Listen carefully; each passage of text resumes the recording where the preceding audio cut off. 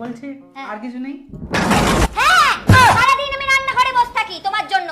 প্রতিদিন প্রতিনিয়ত আমি রান্না করে যাব। কারণ তোমার কি রোজ জন্মদিন যে তোমাকে পঞ্চপদ এরকম করে সাজিয়ে তোমাকে রান্না করিয়ে খাওয়াতে হবে?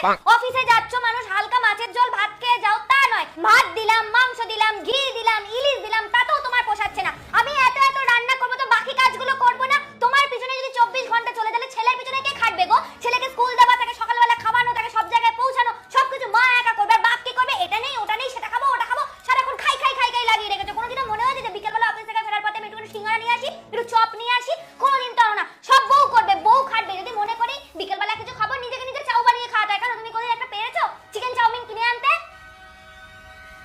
ভুল হয়ে গেছে। বেশি একবারে। বলছি শোনো না, কি? এখানে আসো। কি বলো? বলছি কি রাগ করনি তো? না, রাগ করিনি, বলো। বলছি আর কিছু নেই?